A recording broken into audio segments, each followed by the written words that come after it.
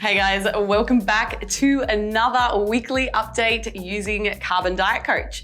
So there's several things that I want to talk to you about this week, and it all pertains to, I guess, the positive behaviors that lead us to successful weight loss outcomes. And what's really interesting as I talk about these topics today is that not only are they significantly important for fat loss and actually getting to our goal body composition, but they are also incredibly important to continue as we go through a reverse diet.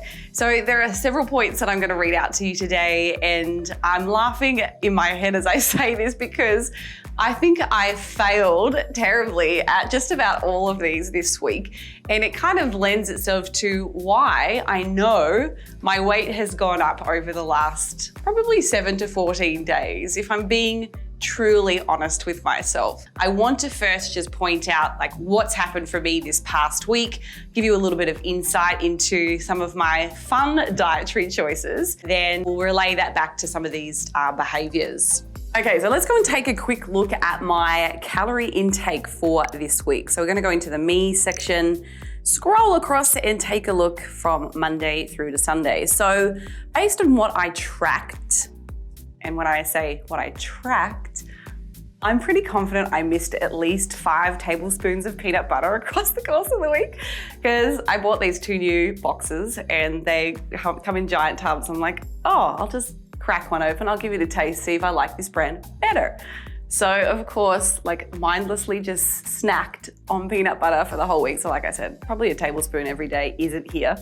But anyway, that's not the point. 21.76 was my reported average for the week. So I'm already about 100 or so, 120 calories over what my goal was. So I'm probably not going to be compliant. Also knowing full well I didn't log everything, but that's okay. We'll talk about that in a second. Carbohydrate intake was fairly low throughout the course of the week, but my average came in here at 235. You can see over the weekend, it kind of just creeps up. I'm eating whatever I felt like and really not practicing any kind of cognitive restraint. And we'll come to that in a second. So protein, I think I actually hit my targets. I took a quick sneak at this throughout the course of the week. 148 was my average, but you can see there that Friday, Saturday, Sunday, I have significantly underate my protein. Now, in the grand scheme of things, that does not happen very often for me, but I don't want to continue that type of behavior if my goal truly is to continue to retain the muscle that I have. So that's something that needs to kind of change for me if I want to go about kind of maintenance of my current physique. So protein was okay on the average, but there were certainly 3 days there where I didn't quite hit the mark. Taking a look at fats, you can see there that my average for the week was 70. So a little bit over as well, and that's where the contributed calories are kind of all coming from. And I know it's probably more like, I don't know, 85, 90 if we add in all of that delicious peanut butter. So for me, I've had a fairly careless week. Something else that I want to point out to you here is if we go to my weigh-in history, and you can look at this from a monthly view or a weekly view, you can see there as I scroll back, you've kind of got that rolling average displayed. But I took my weight last Monday, which is when I checked in with you guys. And then I also took my weight on Wednesday, 66 kilos. So I've kind of trended up during the week. And then I didn't take it again, and I haven't taken it today. Going back to the key things that I wanted to talk to you guys about this week was continued practice of those good behaviors that got us to our goal in the first place. So I want to read out a handful of different, I guess, characteristics that I think we should all be kind of working towards executing on a fairly consistent basis. So the first talking point is cognitive restraint. So for anybody that is trying to lose weight at some point or another, you are going to have to practice some form of self-discipline. And this is why it is so incredibly important to choose a dietary approach that makes sense for you. Because there may be evidence to support, this diet works really well for this fitness model, or this diet worked really well for my friend at the gym, did a keto diet, whatever the case. But for you as an individual, neither of those approaches may actually be the best strategy when it comes down to long-term sustainability. So for me this week, I did a terrible job at kind of practicing any form of cognitive restraint. So something else that has been shown in the literature to be really beneficial for people when it comes to long-term weight maintenance is the phenomenon called recency. So recency basically implies that a person has the ability to delay what they want right now in this very moment for a time distance event or desire. And I know that this week, I stood in my pantry several times. We had all these new breakfast cereals. I'd bought all these new chocolate chip cookies for the kids, for Lane. I was like, there's all this new stuff. Gee, I would really like to try some of these. So obviously, I'm not competing anymore. There's no real restrictions on, you've got to be this certain level of condition anymore. I was thinking about the now, and I stopped thinking about, hey, my ultimate goal would be to probably maintain my weight somewhere around this mark. So sure enough, I definitely just ate mindlessly. I ate out of boredom, and I ate out of, this is a new food, not even true hunger. So that is something that I think is really important. And I know that if I got on the scale today, my weight would be significantly higher.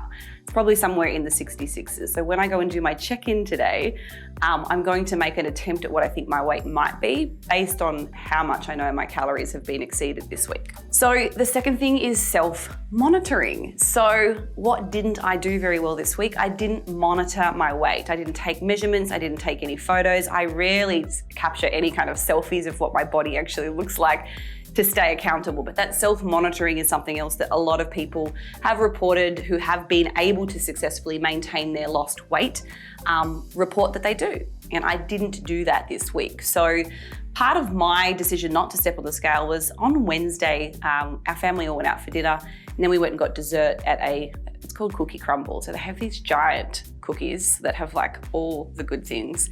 And they are like 800 calories per cookie, no kidding. And I think over the course of that night and maybe even breakfast the next morning, I had 2. So I was like, there is 0 point me getting on the scale right now because my weight is going to be considerably elevated to what I know it normally is. So that kind of set me off for the rest of the week as not weighing in. So self-monitoring, guys, is a really important part of that process if you have the desire to maintain your weight long term. Now, I know there's a lot of you that potentially have fear of getting on the scales, and I know that that is something that requires a lot of active work to kind of overcome, and that often starts with identifying what the underlying cause of that fear is. Is it fear of weight change or weight flux? Is it fear of not seeing the scale go down? Is it stemming from low self-body image or lacking confidence in your body composition in general? And if that's the case, then those things honestly need to be worked on straight away because it doesn't matter what relationship you have with the scale. If the cause is actually how you think about yourself, then that's the thing, or that's the area that really needs to have the most close attention paid to. So that's what I've done. I've definitely learned to overcome that fear of the scale rather than live in denial and just avoid.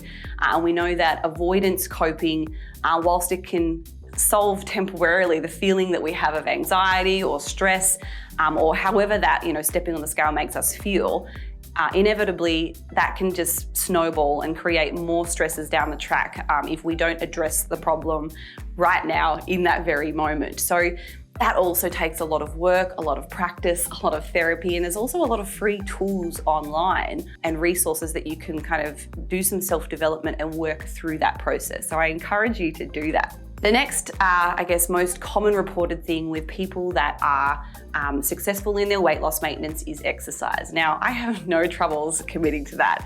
That's the one thing that I do commit to. I make time for it. Of course, it's easy. I enjoy that. So it's not something that I have to work very hard to do. I can skip right on by that. But for some people, that might be the same as me staying accountable to the scale, or that might be the same thing for you when it comes to, I guess, being or applying cognitive restraint. Everybody has their own challenges. So for me, exercise isn't a challenge, but for someone else, just committing to that consistency might be really something they need to work on. So start to think about these things. What are these behaviors that you might be neglecting that you think you could change and improve on in the future so that you get better results? So the last couple I'll kind of just reel through because they're certainly reported, but not the primary or foundational attributes that make for successful weight loss. But structure and social support. People tend to do better when they have structure. It doesn't mean that they have to have a rigid meal plan or, they have to only eat these specific foods at this specific time, but some kind of guidance to kind of help them stay on path. So again, that might look different for you. It might look different for me. My structure is, I guess, time restricted eating. I don't usually eat in the morning. I only eat when I get back from training. So that's one form of structure. I tend to choose very high fiber foods, very high protein foods. And I know I have 2 or 3 of those types of meals consistently every day, or certainly the protein, that's like 3 or 4. Some people might actually prefer their ketogenic diets. They might have people that are preferring to do, low carb, high fat. It doesn't really matter, but some structure is super beneficial. So I lost my plot this week. I didn't have a whole lot of structure. I had random meetings. I had a big change in my personal schedule. So I'm kind of giving myself a little bit of compassion for last week because not everything always goes perfectly or according to plan. So really kind of taking that in, recognizing that, hey, I can't always do things perfectly, but I'll do the best with what I can. And I know that this week, hopefully I will do a better job. So going through that list, limiting stress. That's not something I do very well. In fact, last week was hectic. Again, probably another reason why I was choosing to eat. Not intentionally, maybe I did a terrible job at really thinking about, Holly, are you actually hungry in this moment, or are you choosing to eat because you're stressed, you have a lot of anxiety, you've got a lot of things on your mind, and this is kind of a mindless thing that you do as you procrastinate or think about all the things that's going on in your life. So I certainly know I did a little bit more of that. Eating mindfully is one of those other talking points. Achieving adequate sleep. I think I had maybe 4 hours sleep on several nights because Lydia was up for several nights in a row having nightmares. So I'm going back and forth between bed, not sleeping. My world just blew apart last week. It was wonderful. The other thing was greater consumption of lower calorie foods. And like I said, what did I do last week? I ordered the kids and laid all these new things, treats. I'm just raking it all in. So, it's so obvious to me why I didn't have, a great week if I'm to consider my true goal of weight maintenance. But I know if I get back on track this week, things will probably go a whole lot better. All right, so I'm going to do my check-in this week, and I am going to go in and switch goals for you so you can see how that process works. So let's hit that big old button. Was I compliant to my macro targets this week? No, but I had a wonderful week of awesome foods, new foods. It was good, but I'm ready to get back to some routine. Protein was the only thing that I actually hit successfully, and still I know that there were 3 days there where I really didn't do a great job, but I guess I could always do better.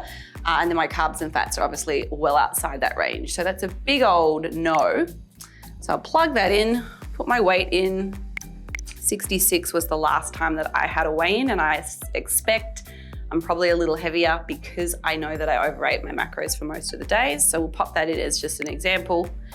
Next, does everything look okay? Complete check-in. So of course the coach is going to keep my macros the same because I did not successfully hit my targets this week. And now that would obviously give me an opportunity to do better, but let's go to the settings. Let's change things up this week. Coach, goal. Are you sure you want to change your goal? Yes. I would like to maintain my weight. So you can see here we have the option of lose weight, gain weight, maintain your weight, or reverse diet. And some of you might ask, like, why would I want to maintain my weight? Well, I'm an example of one person. I've gone through fat loss and I'm kind of at a place where I'm like, yeah, I'm good. Don't really have major change goals on the cards. I may expect a little bit of positive hypertrophy over the coming 6 to 12 months if I didn't change anything. Certainly not as much as if I chose a muscle gaining goal, in which case I'm going to be in a small surplus and there's more potential for me to actually develop more muscle. But I'm good. So let's maintain. Current weight, 66 kilograms. Do I know my current body fat percentage? I do not. Waist in centimeters, I believe it was 75 the other day.